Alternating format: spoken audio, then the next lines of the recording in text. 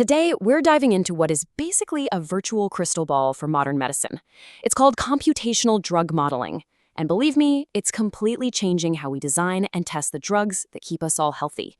I know, it sounds like a riddle, right? Or maybe something out of a sci-fi movie. But this is the exact problem scientists are tackling right now. How in the world can you predict a new drug's effect on millions of unique individuals before even one person takes it? Well, the answer isn't in a lab, it's in the digital world. You see, getting a new drug from an idea in a lab to the shelf at your pharmacy is one of the most expensive and risky bets in any industry. We're talking billions of dollars, and usually more than a decade of work. It's a huge gamble. For decades, this whole process has been a maze of trial and error, with a truly staggering failure rate. And the biggest hurdle? It's us. It's predicting how a drug will work safely and effectively across millions of different people.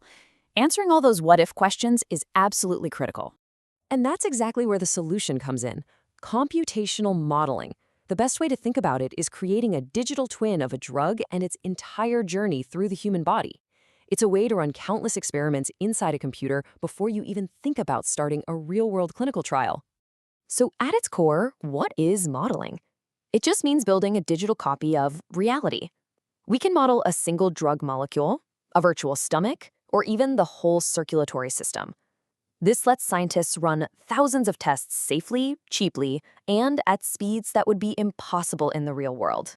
Now, to explore these digital worlds, scientists have a really powerful toolkit. We're going to break down 4 of the key techniques they use. First, we have a kind of what-if machine. Then we'll look at virtual populations, then a bridge to reality, and finally, the ultimate payoff. So let's start with that first one. All right, let's look at this first tool. I like to call it the virtual what-if machine. The official name is Parameter Sensitivity Analysis, or PSA for short, and it is all about exploring possibilities. So, what does this what-if machine actually do? Well, it lets scientists change just one single thing in their model, say the drug's dose or how quickly it dissolves, and then see exactly how that one change affects the final result. It's a fantastic way to find the most critical factors in a really complex system. You know, a great way to think about it is like you're a music producer sitting in front of a giant mixing board. PSA is like turning just one of those knobs, maybe the bass or the reverb, to hear exactly how it changes the whole song. You isolate one variable to understand its precise impact. And the principle behind it is beautifully simple. First, you build your digital model. Then, you change just one input, like the drug's particle size or the pH of the virtual stomach. And finally, you just watch and see what happens to the output, like how much of the drug gets absorbed. It's a simple but incredibly powerful loop. So why do all this? Well, PSA is a total game changer. It helps scientists design better drug formulas from the start. It can predict how small differences from person to person might affect how the drug works. And it can pinpoint the exact reasons a drug might not be getting absorbed properly. The bottom line, it saves a massive amount of time, effort, and yes, money. Okay, so PSA is perfect for testing one what-if at a time. But what happens when you need to understand the complexity of an entire human population? You know, with all our wonderful differences. That's where the next tool comes into play. This quote really hits the nail on the head.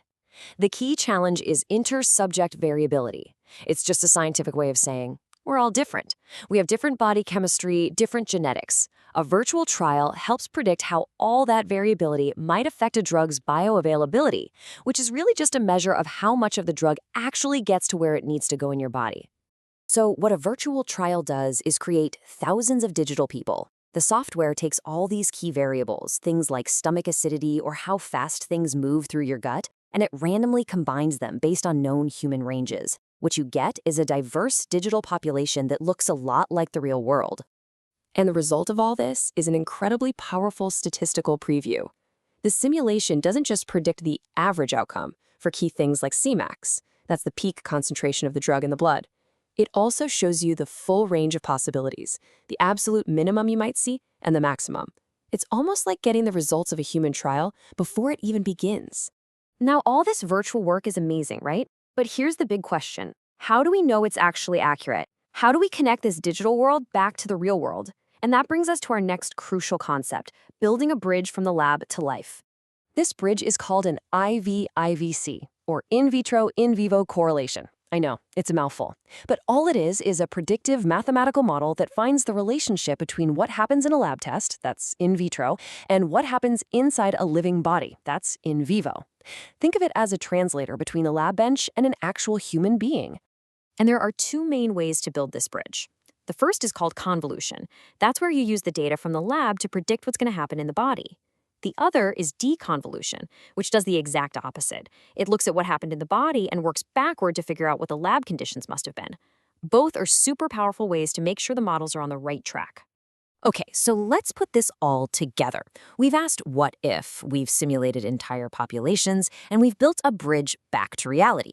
So what's the big payoff? What does this all add up to? Well, it's the ability to create smarter, faster, and safer medicines for everyone.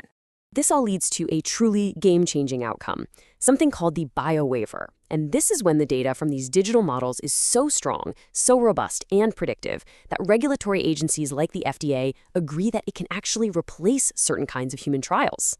And this is a massive deal.